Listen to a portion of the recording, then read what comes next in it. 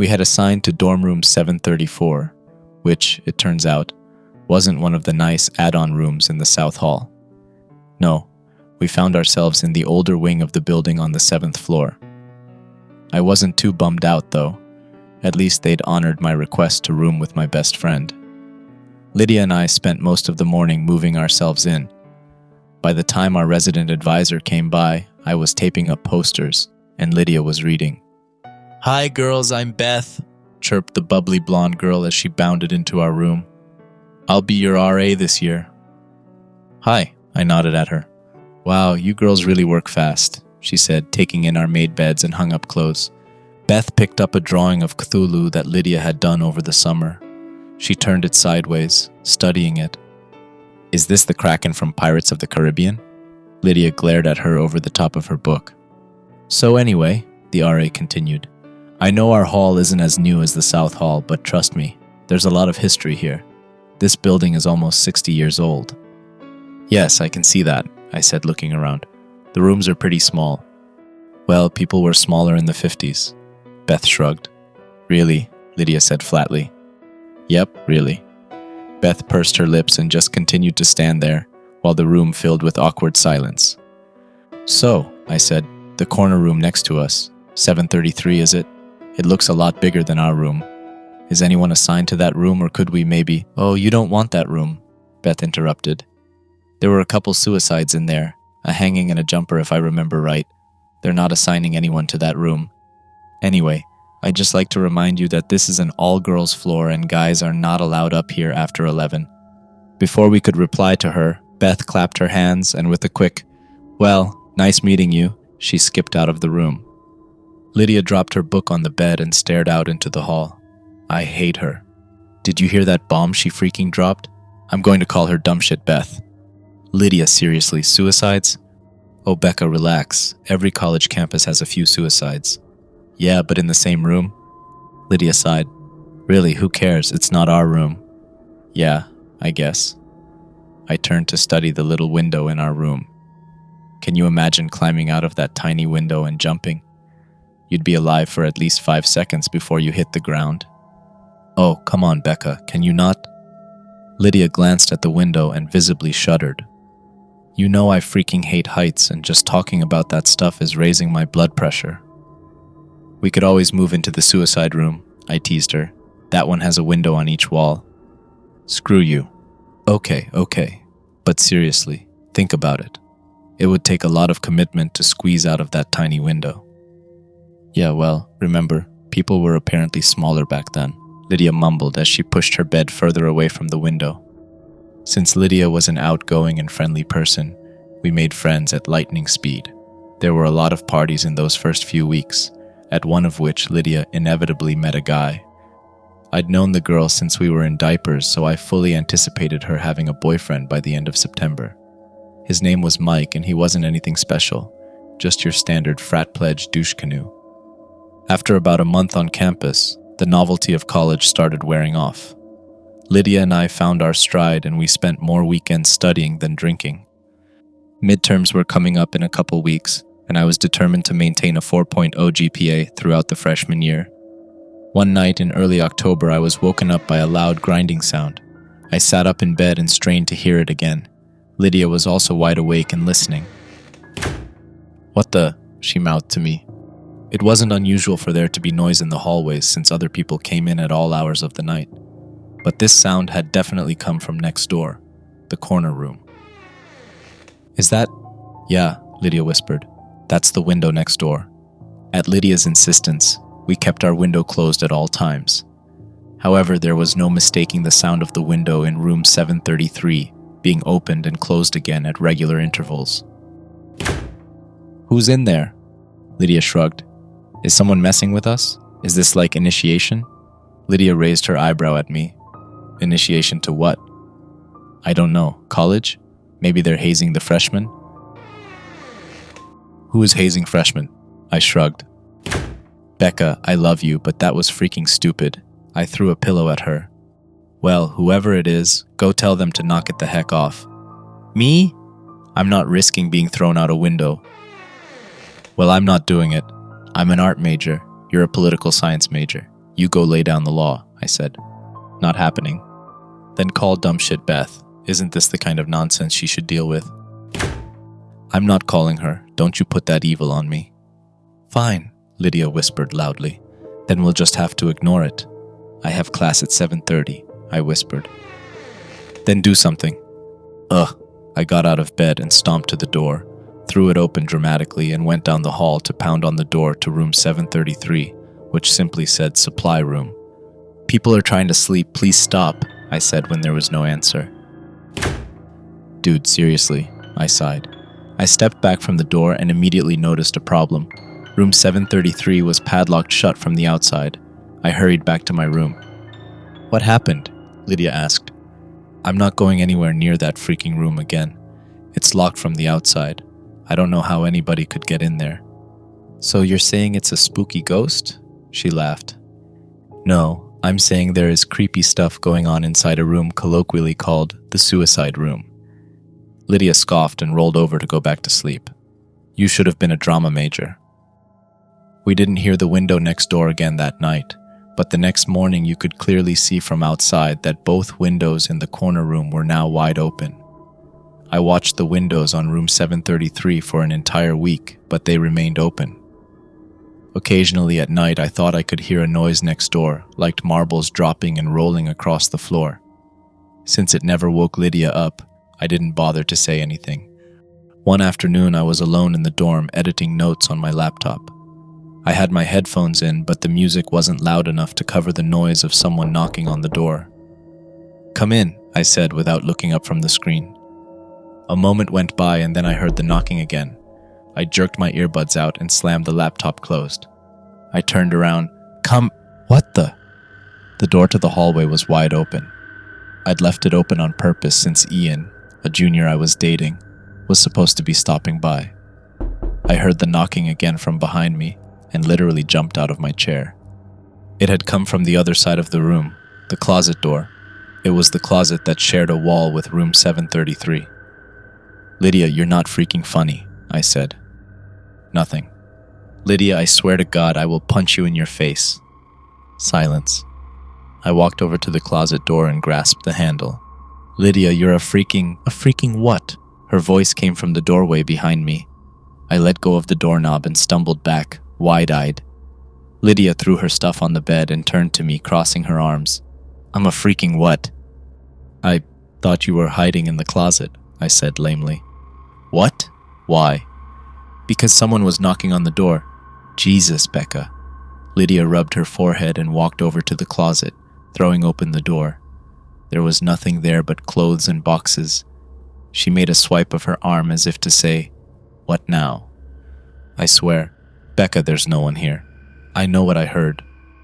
We glared at each other until our little standoff was interrupted by the timely arrival of Ian. He immediately sensed the tension in the room. Hi, ladies. What's new? I gave my roommate a hostile look. There's strange stuff going on in that room next door, but that's not new. Which room? 735 or the empty one? The empty one, Lydia emphasized. 733. Yeah, I'm not surprised. That's the suicide room. Right, we heard about the deaths. I sat down on my bed. Yeah, it's pretty messed up. 3 suicides all in one dorm room. 3? Lydia raised her eyebrow. We were told there were 2. Well, there were a couple people in the 70s, and then some guy about 10 years ago. He jumped out the window. Lydia and I both shuddered. Although she was much worse, we were both terrified of heights.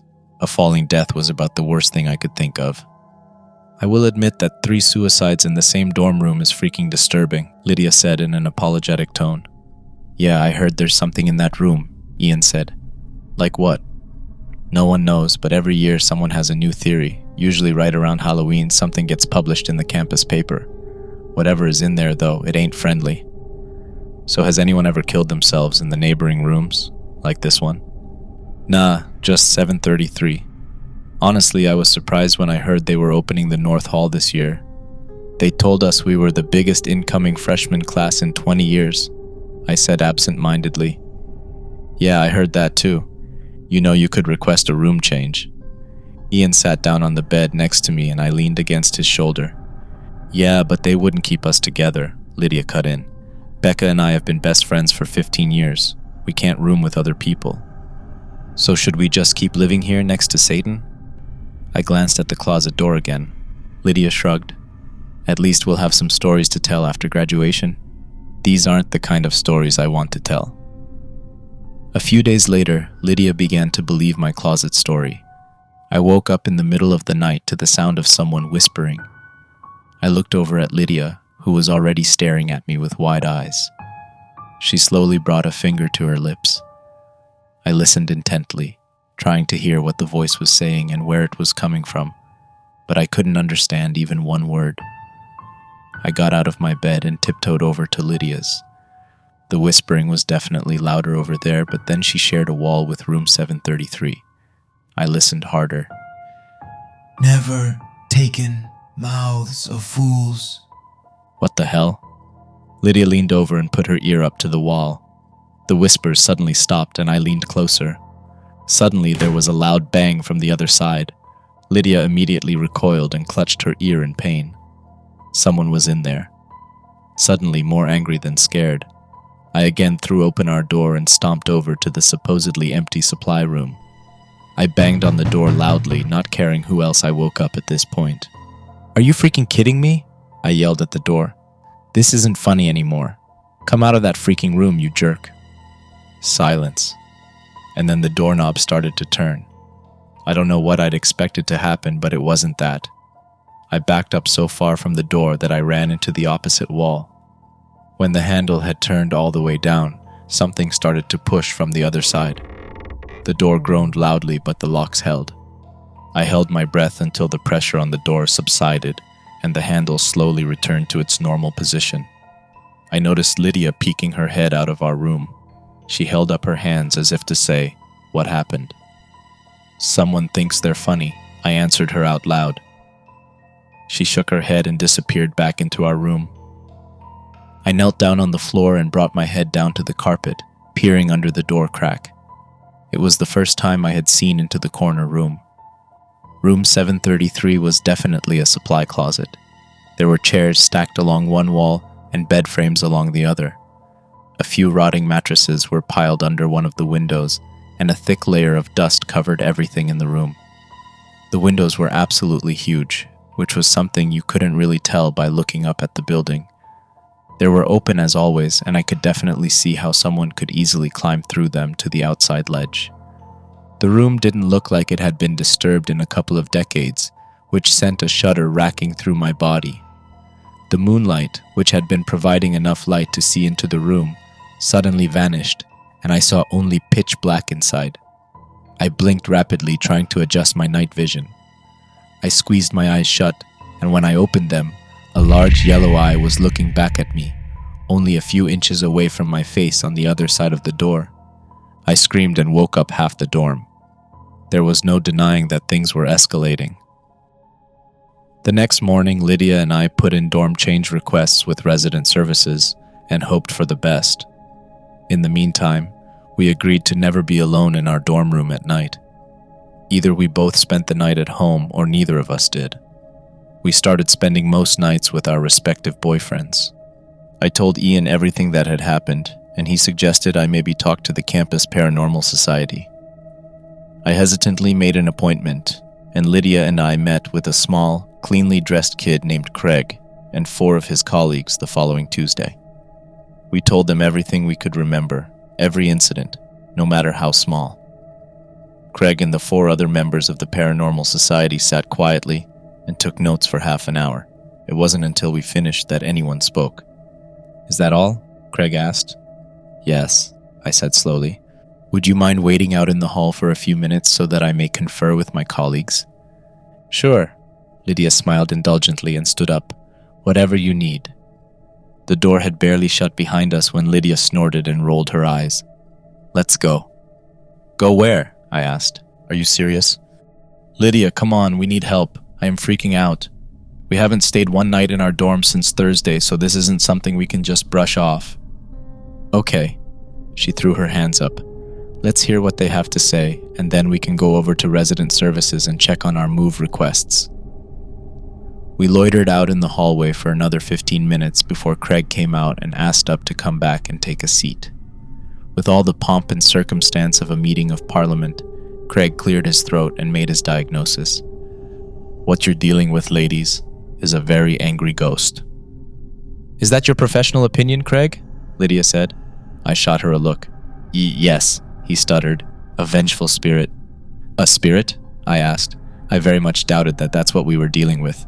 Yes, answered one of the not Craigs. That's ghost to the layperson. Jesus Christ. Lydia groaned and rubbed her temples. Mistaking Lydia's frustration with despair, Craig rushed right into his speech. Don't be afraid, ladies. We're going to take care of you. It's true that spirits can be quite a headache if you don't know how to exorcise them, which is why it's good you came to us. Suicides almost always result in angry ghosts. They need revenge. Revenge on whom? I asked. On other students. Perhaps this particular spirit was bullied into taking his own life and now seeks to torment others. Listen. We can take care of this for you right away. All we ask is a small donation to the society, Craig continued.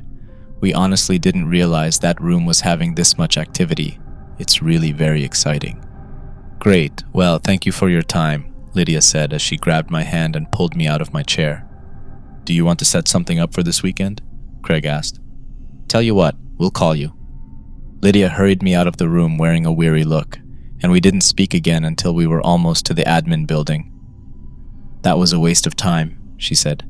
Look, I'm not disagreeing with you, but Becca, tell me you didn't honestly buy into that? So you don't think it's I was having trouble even saying the word. It sounded so ridiculous. Ghost? Well, I don't freaking know, but neither do they. That guy had no idea what he was talking about. I pulled my hood lower over my eyes as we stepped into line at the resident services desk. Let me put it this way, Lydia continued. They're playing Ghostbusters, and we're living the freaking Exorcist. Fine, I sighed.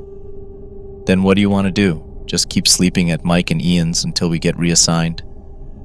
I just want this to end. Lydia crossed her arms and stared straight ahead. We all wanted this to end. Even if living next to that freaking room wasn't scary, it was sure as hell distracting. Alright, well, we're probably safe during daylight hours, so as long as we don't spend nights there, we should be okay. Our room is only ghost adjacent after all, and our new assignments will come through soon. I checked my watch. Oh, it's almost 2. What, really? I gotta go. Mike got accepted to Sigma Chi, and he's getting initiated today. Oh yeah, I forgot he rushed. The girl at the desk waved us forward. I hadn't even realized we'd reached the front of the line. Let me know what they say, Lydia said as she ran out the door. The girl at the desk eyed me suspiciously as I approached. Hi, You're the girl trying to move out of 734 in Riley, aren't you? She'd caught me off guard. Yeah, one of them. How'd you know? Sorry, I overheard you. I also saw your file cross my desk a few days ago, and I gotta ask, why are you looking to transfer rooms exactly? I was tired. I was beaten down. I didn't have the energy to think of a lie. Because weird stuff is going on in the empty room next door, and it's really freaking us out. Noises, whispers, knocking. The other night I saw someone. You saw someone? Yes. In room 733? Yeah, I looked under the door. There was definitely someone in there. The girl narrowed her eyes at me for a moment and then nodded for no particular reason. Well, your rooms aren't ready yet, but I've pushed them through as a priority. For right now, you're stuck, though. There just isn't anywhere else to put you. I sighed. I'd figured as much. I'm Alice, she continued, and look, I've actually done a lot of research on the Riley suicides, and I think I can help you, or at the very least offer some insight. Really? I asked hesitantly. Absolutely. I'm in Taylor Hall, room 310. I'll be back to my dorm by 4 today. Thanks. We just came from the Paranormal Society on campus. Ugh, say no more. Alice rolled her eyes. Yeah, so I'll definitely see you at 4. Great, Alice said and smiled. I was early to Taylor, but then so was she. I told our story for the second time that day, and Alice wasn't afraid to interrupt with questions, though her queries didn't betray her thoughts. When I was finished, she leaned back in her chair and sighed deeply. I can't believe it, she shook her head. I'd always heard rumors, but I honestly doubted any of it was true. I can assure you, everything I've told you is absolutely true. And how is it now, when you're there? We aren't ever there at night, but during the day we've heard scratching on the wall, really quiet whispering, and sometimes we still hear the window opening and closing, in broad daylight. However, every time I look up from the street, the windows to 733 are open. Alice nodded. Well, for the record, I don't think you're in any danger. As much as it sucks, you guys are simply a casualty. You just need to stay out of room 733. I snorted. Are you kidding? I would never go in there. I believe that you believe that. But this thing, whatever it is, it's tricky, manipulative, a liar, and it's smarter than you.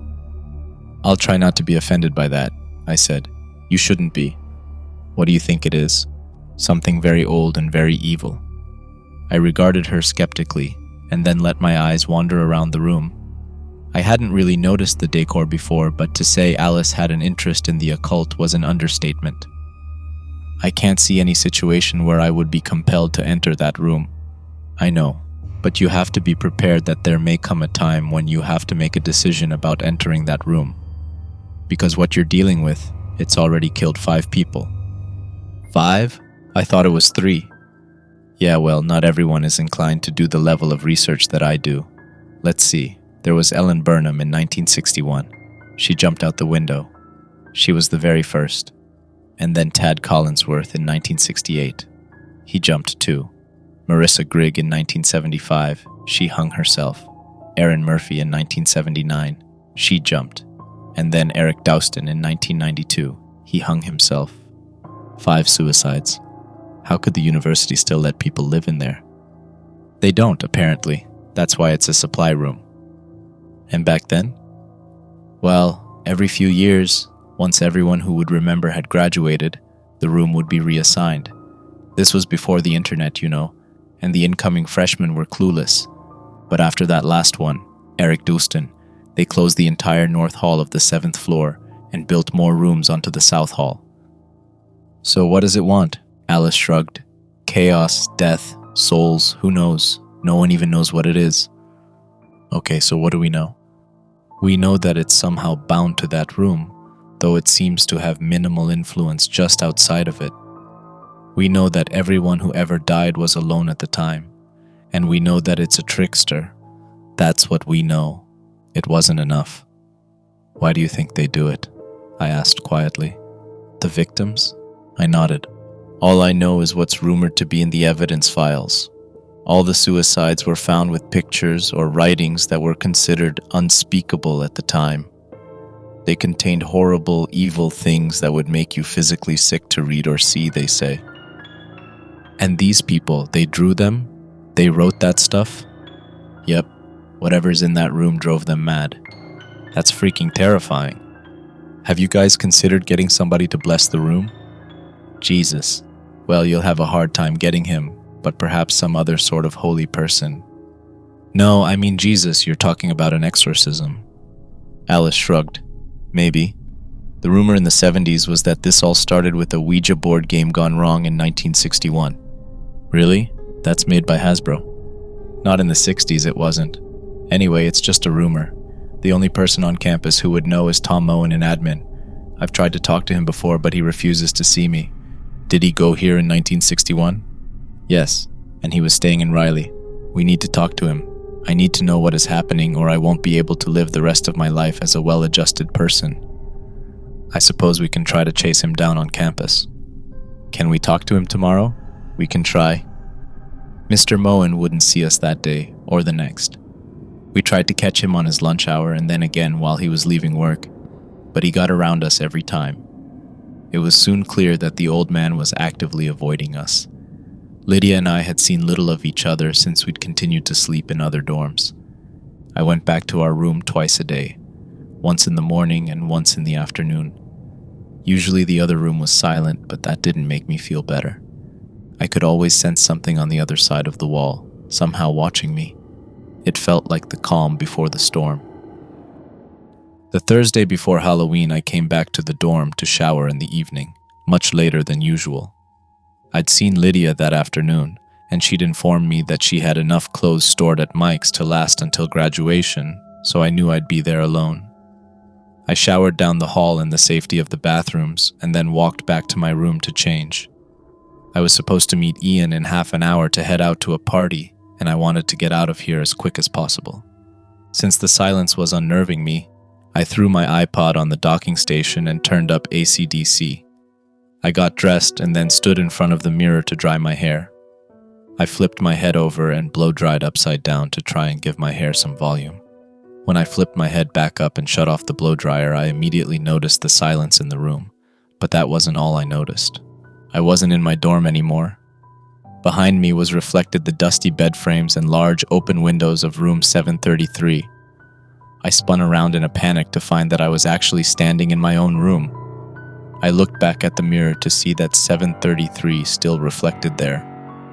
A slight movement behind me was all it took to make me run.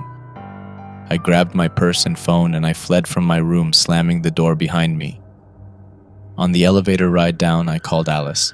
"I can't do it anymore," I said when she picked up. "I can't go back in that room again. I can't ever go back." "What happened?" I told her. "Jesus, what do you want to do?" she asked. "I need to talk to someone who knows what the hell is going on. Is Tom Moen the only person we know was here in 1961? The only one I know of. Maybe we can get him on his way in tomorrow morning. We'll just corner him and refuse to move until he tells us something. He comes in at 6:30 according to the schedule I have. Do you want to meet me outside the Starbucks in the atrium?" "Hell yeah, I do. I have a class at 7:30, but I'll blow it off. Okay, see you then." I wasn't usually much for parties, but I was glad I was going to one that night. As soon as we got there, I asked Ian to get me a drink. Since I wasn't usually much of a drinker, he gave me a raised eyebrow. I gave him a brief synopsis of what had happened earlier, hoping he wouldn't think I was crazy. Ian made me a scotch and coke. It was the first of many. Around midnight, I went to have a cigarette and checked my phone. I had a voicemail from Lydia, left at 11:04 p.m. "Hey Becca, listen, I just had a huge freaking fight with Mike. I guess his frat decided that for Halloween this year, all the new brothers have to spend the night in the suicide room. In our dorm. I can't freaking take it. He knows what's been going on with us, and he still agreed to do this. He's now trying to convince me that Sigma Chi is behind all of the stuff going on in room 733, because they've been trying to drum up buzz for their Halloween deal. I can't." I hit end and threw my phone in my bag. No wonder Lydia was pissed. This was not good. Not good at all. I found Ian inside and asked him to take me home. I was suddenly very stressed, very tired, and very drunk. When the alarm went off at 6 a.m., it took everything I had to pull myself out of bed. I got dressed in the clothes I'd worn the night before and shuffled my way across campus to the atrium. Alice was already there with a black coffee in hand. "I figured you'd need this," she laughed. "How'd you know?" "Your texts." "I texted you last night?" "Yeah, at about 1. You told me about Sigma Chi." "Oh God, yeah." I pushed my sunglasses higher up my nose and pulled my hood lower over my eyes. "Those guys are idiots. Remember how I told you that it's crafty? Well, what if the point of messing with you was to make 733 provocative, to seduce people into going inside? No one has been in that room for years. Can you imagine how hungry that thing is?" "Do you think they're really at risk?" I asked as I sat down on the steps to the admin building. "Yeah, I think so. In fact, the only thing they have going for them is that all those suicide victims were alone at the time of their deaths. So, it'll be less powerful with all of them there? Theoretically, we would know a lot more if we knew what it was, and we can't know what it is without knowing how it got here, and that is why we need Moen." "What time is he supposed to get here?" "Actually, 20 minutes ago," Alice said grimly. It was another half an hour before we resigned ourselves to the fact that Mr. Moen had snuck around us as usual. We went to the front office hoping to beg again for an appointment with him anyway. The woman at the admin desk regarded us coldly. "Tom isn't coming in today, or any other day for that matter. He quit yesterday. Looks like you won't be harassing him anymore." "We weren't harassing him," I said. "We just desperately needed to talk to him." "We still do," added Alice. Well, you won't get any of his personal information from me, she said snidely, and walked away. What the hell do we do now? I asked Alice. Without Tom Moen, there's nothing left to do. Alice, I can't go back into that room. Well, then I guess it's good your transfers came through. They did? Yep, I got the notice when I checked my work email this morning. You're going to Morton and Lydia is going to Tinsley. Oh, thank God. I thought you'd be happy about that. I also convinced my boss not to assign anyone else to room 734. Thank God. The only thing is, you won't be able to move until Monday. I can last through the weekend, especially now that the end is in sight. I have to tell Lydia. I opened my phone to pull up Lydia's number, but my attention was caught by the red 1 badge over the voicemail logo. I hit play. It was the rest of the message from last night. Even look at his dumb freaking face anymore, so I'm going to head home. Don't worry about me. I'll be okay. I'm drunk enough to sleep through any bullshit from next door. I'm just so freaking pissed off right now. I would honestly rather deal with dumb shit Beth than Michael. My parents must be siblings because I'm that freaking stupid Benson. Let's hang out tomorrow. Love ya. The message ended. God damn it. Alice gave me a questioning look. Lydia spent the night in our dorm, I said. Alice cringed. She's safe though, right? As long as she doesn't go into 733. She won't. I thought of the always open large windows of the corner room. If nothing else, the mere thought of those would keep Lydia the hell out of that room. Good. Well, since we have nothing else to do you want to go look for theology books in the library? It's pretty much the only thing open right now. Sure, I shrugged. I didn't have another class until 10. The little old lady who sat behind the library's checkout desk must have been 1,000 years old. Miss Stapley's eyes were small and watery, and her skin looked like it was melting off of her skull. Still, she was nice and knowledgeable, and she sent us in the right direction for books on demonology, though she gave us a curious look as she did. There wasn't much. We read everything we could, but it either wasn't relevant or wasn't in English. We returned to her desk 30 minutes later. Do you have anything on the occult? The occult? Her voice trailed off. Yes, I do. Over there to the left of the reference section. Okay, thanks. Sorry, I'm too hungover to use the Dewey Decimal System, I said. I don't think she likes the look of us, Alice whispered as we walked away. Our look or our subject matter? Probably neither. Within the hour, we were back up at her desk having struck out again. We could tell she was getting annoyed as her eyes narrowed suspiciously at us as we approached. Sorry, do you know where we could find something on seances or Ouija boards or... Now listen, girls. Miss Stapley stood up from her desk and looked over her glasses at us. I really hope this is for class. It is, I said. It's not, Alice answered simultaneously. It's personal research. Research? What kind of research? Look, we're not going to mess with a Ouija board or anything, I said. Good, Miss Stapley smoothed her pleated pants and sat back down. Because I can't have that sort of thing going on here again. Again? Alice latched on. The older woman suddenly looked very uncomfortable and started fidgeting with a stack of books on her desk. We may have something on seances and... Miss Stapley, we're researching what happened in Riley in 1961. Alice interrupted. And also, what's been happening there ever since? Well, it's no secret, is it? A student committed suicide in that room. Dreadful, but not unheard of on a university campus. 5 students, I corrected her. But you know that, right? Alice was suddenly talking very fast. Because you sound like you're well versed in this story. Please tell us how this started and we might be able to end it. End it? Miss Stapley's voice became quieter but more concentrated. Don't be so arrogant, young lady. You can't end it. People have always died in that room and they always will.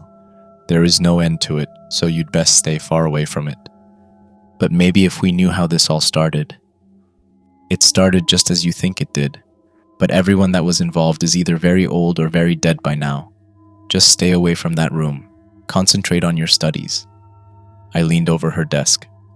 Well, I'd love to, but they assigned my friend and me to the room next door. Maybe you can forget about all the suicides, but we can't. It won't fucking let us. Young lady, I never forget. Miss Stapley's voice was even quieter now. My friend Ellen was the very first to be killed in that room. She was my very best friend, and not a night goes by that I don't imagine her wiggling out of that tiny window, standing upon the cold ledge in her bare feet and jumping off the 7th floor of that building. Alice sighed. I'm really sorry. I didn't know. Yes, well, these are old wounds, my dear. Now, girls, I suggest you request a room reassignment immediately. No one should be living on the 7th floor of that building, and that's all I'm going to tell you about it. Alice sighed but resigned herself to a nod. We wouldn't learn anything more here. Still, it was quite a breakthrough. At least we had some information now.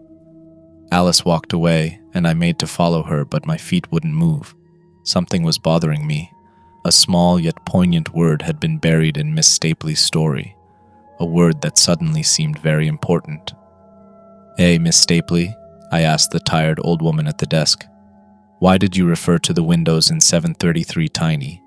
Because I've seen those windows, and they're huge, like 5 feet tall. Dear, you're thinking of the corner room. That's the supply closet. Room 733 is next door to that. No, I stuttered. That's room 734. Yes, well, it is now. When they built the additional rooms onto the South Hall, they moved all the room numbers down. Oh my God. I suddenly felt very hot and very dizzy. That sneaky devil, Alice whispered next to me, her skin paling. Lydia. We took off across the campus at a dead run, witnessed only by the few bleary-eyed students on their way to morning classes. When Riley finally came into view, I stumbled on the pavement as my blood turned to ice. From our vantage point, we could clearly see the windows of the corner room were closed, the first and only time I had ever seen that way. And the window to my room was open. We ran into the lobby, pushing past several latte-sipping, Ugg boot-wearing freshmen who had just gotten off the elevator. I hit 7 and watched the doors close more slowly than they ever had before. I leaned against the wall, trying to steady my breathing. Alice, how the hell did this happen? I don't know. I don't freaking know. She's been in there all night, Alice, in our room, alone. Alice shook her head but had nothing to say. When the doors finally opened on floor 7, we saw a quiet, deserted hallway. I ran toward my room with Alice right behind me. Rounding the corner, I threw open my door, hoping it wasn't locked. And it wasn't. Lydia looked back at me, and for one breathless moment, cruel glimmer of hope crossed over her tear-streaked face. But it was too late. The next second, she leaned forward so slightly, and she was gone. She screamed the entire way down. Alice ran to the ledge where Lydia had just been while I stood motionless. She stuck her head out the window and looked down just as a different kind of screaming started from the bottom floor.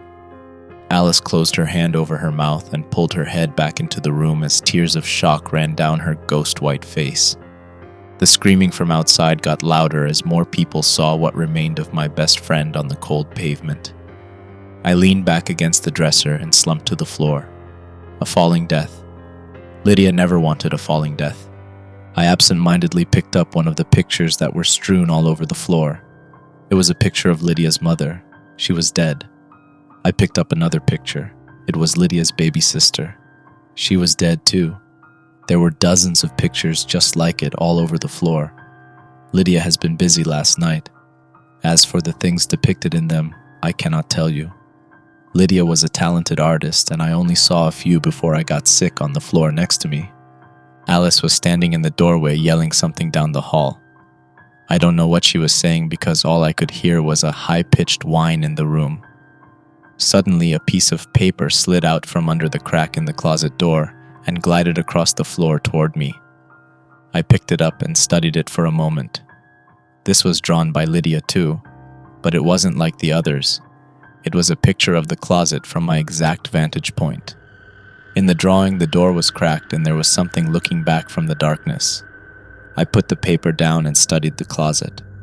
The door was cracked open just like the picture. I squinted my eyes and tried to see inside. Just as I started to distinguish the defined lines of a long face looking back at me, Alice pulled me to my feet. "We need to get out of here," I thought I heard her say. I never went back into that room. My parents moved my things, and I spent the rest of the semester in an apartment off campus. I transferred to an out-of-state school for my spring semester and finished my degree there. Every night I dream of Lydia pulling herself through the tiny window, shimmying out onto the cold ledge, standing up and knowing there's nothing between her body and the terrifying abyss in front of her. I watch her look down 7 stories to the black pavement below and realize, though not accept, her terrible fate. I see the blind horror cross her familiar features. I hear her wildly pounding heart, desperately trying to race through every beat of the life she should have lived, and knowing it has only mere seconds. I watch her look back at me, and I watch her fall. It's been 9 years since that night, and every fall semester for 9 years, I've called resident services to see which dorms are open for new student assignments. Riley is always open. The 7th floor is closed. This year, life and work got in the way, and I called much later than usual. I was put on hold immediately. Resident services, a man finally answered. Were you the one asking about open rooms in Riley? Yes, that's me. We're entirely filled up, and there's a waiting list for Riley. But, as it happens, you actually have great timing. I make no promises, but we may be able to get you in. We just got approval this morning. Approval for what? I said slowly. We're opening up the 7th floor. Hello there, thank you for watching. How did you like the creepy atmosphere in this story? Do let me know in the comments below. If you want a similar story, check the story on screen. If you've enjoyed the video, don't forget to like and subscribe. Stay creepy, and see you in the next story.